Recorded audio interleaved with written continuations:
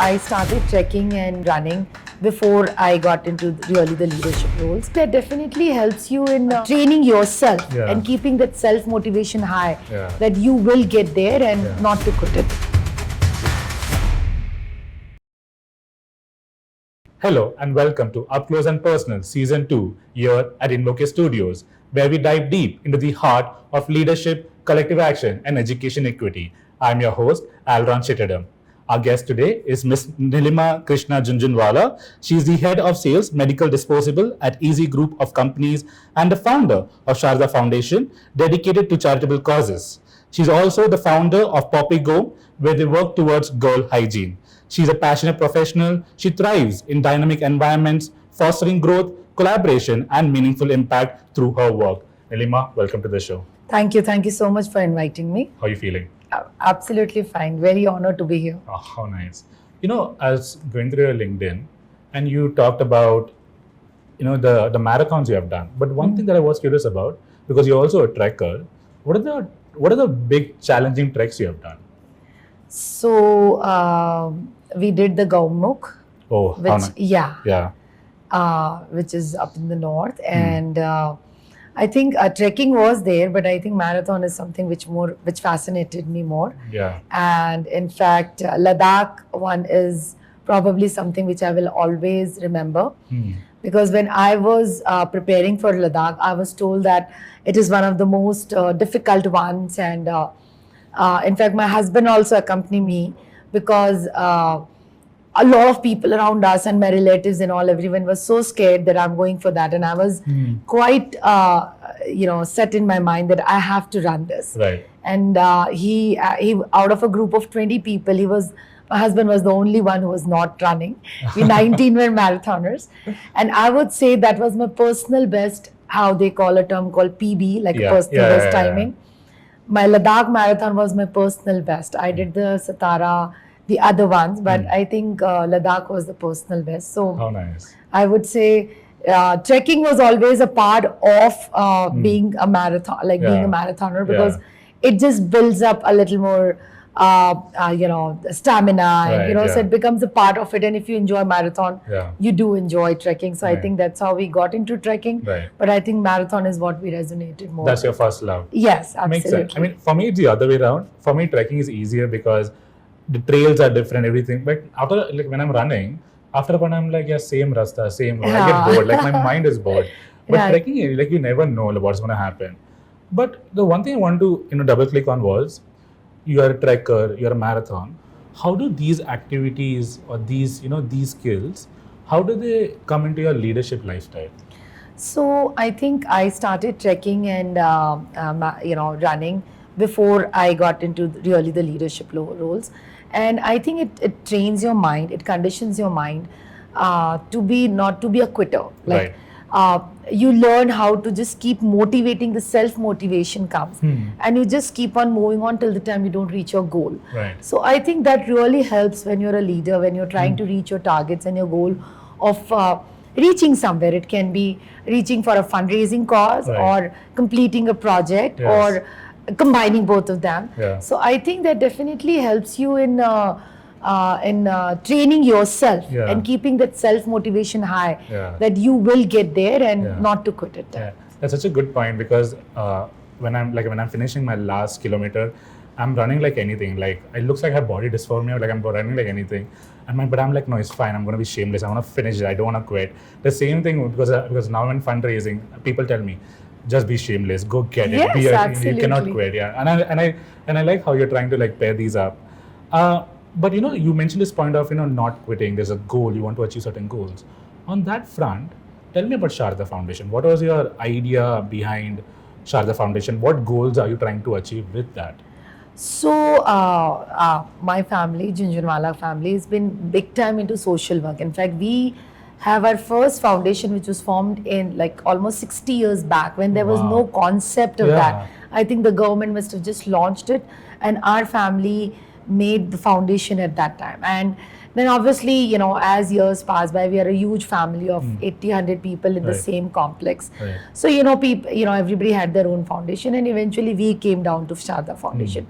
So if you will see the background, we have been into the foundation since last 60 years doing social work, because it figured out that when you have a foundation, it's much more easier to do, which people are now figuring it out. Right. But I think our elders figured out that it is much more easier to do work through foundation. Correct. Okay. Because then there's a lot of credibility and a trust which is built when a foundation is doing, rather than you going asking for money on your own. Right. When a foundation goes and asks for money, I think the interest and the credibility is already, the credibility is already, the trust is already built on, so it's much more easier. So Right. I think the foundation is there, and Sharda Foundation has been, it started with doing a lot of community work, like in and around Rajasthani community, helping kids with scholarship. It started with that, especially girl child, and then it started with giving medical help. In fact, there is a hostel which Sharda Foundation is just almost 22-25 years old, but this hostel was built 35 years old by our foundation. It's one of the supporters. It was for boys coming from small villages, just for CA kids. Okay. And now 15 years back we made one for students who's coming from out of Mumbai.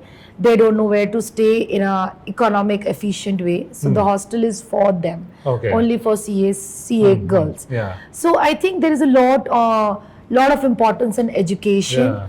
Secondly comes a lot of importance on medical issues also, because people from small communities, they underprivileged, they don't know where to go. So we have tied up with Bombay Hospital, where a lot of help goes to them, where the Bombay Hospital sends us the patients, Right. and then there is some paperwork which has to be done, and then the support is given to them. That's generally fascinating, because you talk about the student space, you talk about the hostel, you talk about the health, the pharmacy and health industry. But if you just double click on the education part, where does Sharda Foundation's direction goes into education? Like, are you looking into, let's say, educational outcomes? Are you looking into learning outcomes? Are you looking into better 21st century skills? On that front, where does Sharda Foundation is going? So I think there's a lot of emphasis on girl education. Like that is one of the things that Sharda Foundation really emphasis on. Like even in our villages in Sharda over there, we Sharda Foundation supports.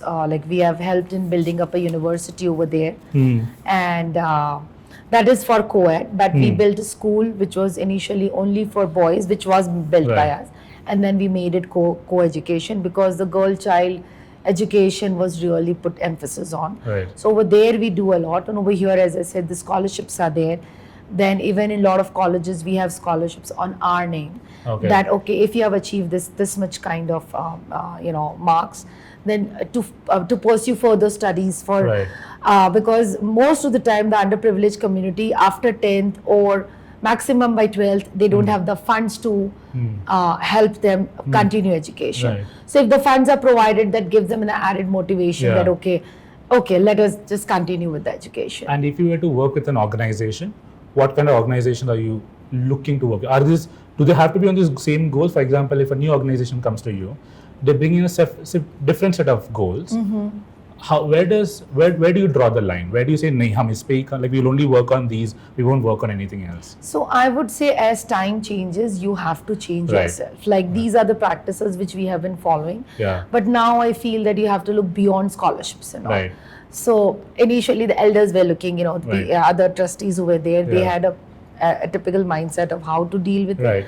But I think when you go out and you see that the work has to be done in a much sustainable way, not like a one-time scholarship. That can be a part of it. But I think you need to now look for bigger projects which you can support, which are there for much longer time and which gives much more bigger impact than just knowing, this is the child whom looking for. Rather than that, I think collaborating with a local organization definitely helps. That makes so much sense. I mean, we are here at InvokED, and even the idea of the ShikshaLokam model is that we want it to be a running movement. Like even after a point, if we also step out, we want NGOs to keep working the capacity where they're able to support the end benefactor, and that's such a good point.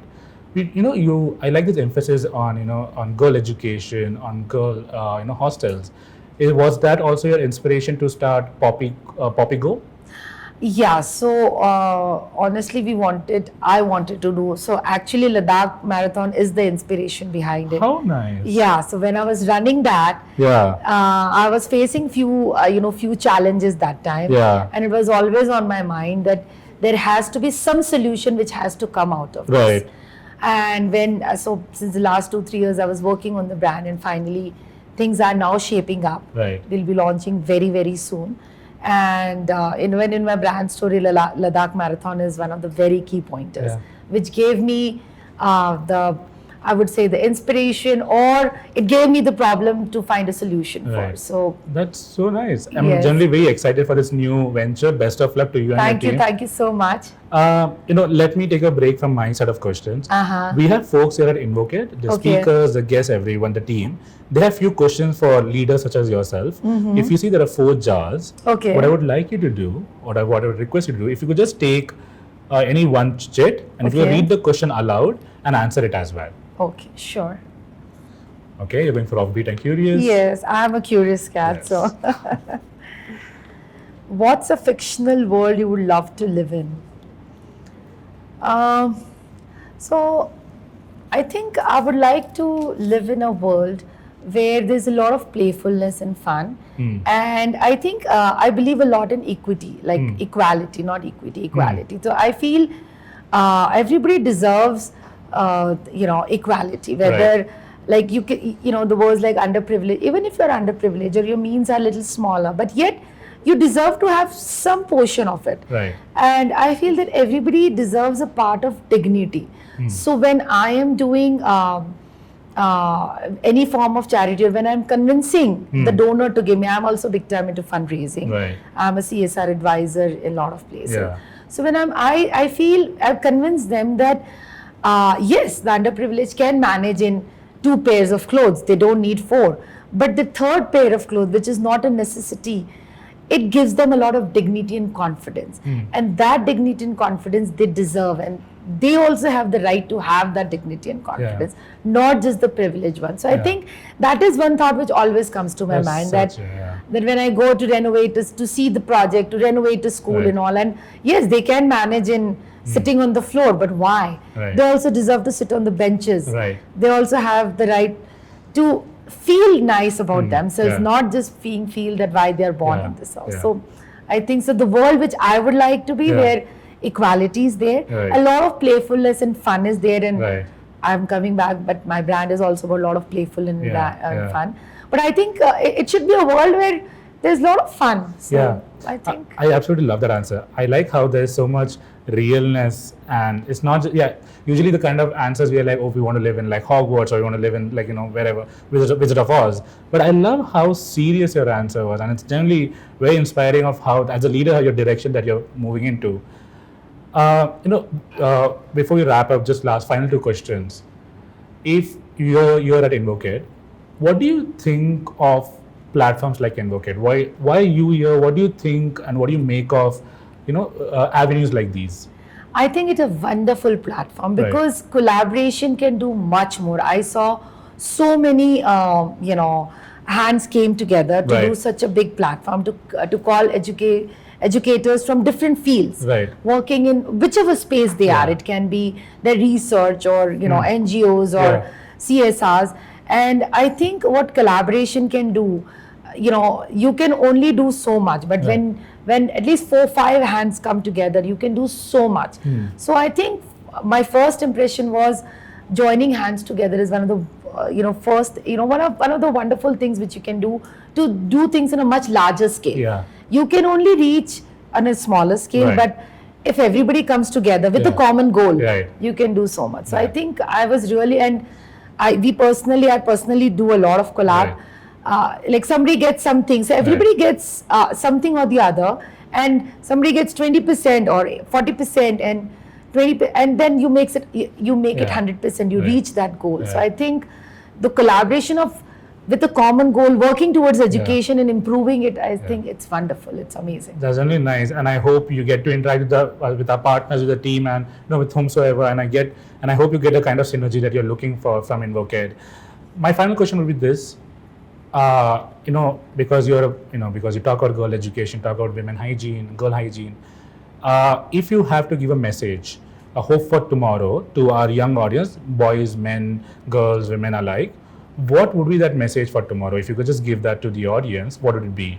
So I would say that whatever you do, do it with integrity. Right. Do it with lot of sincereness and put your best into it. It Right. can be whether it's a girl or a boy. Right. If you will do it with integrity and sincerity, you will definitely reach somewhere. Yeah. And I think perseverance and persuasion is something which I always like.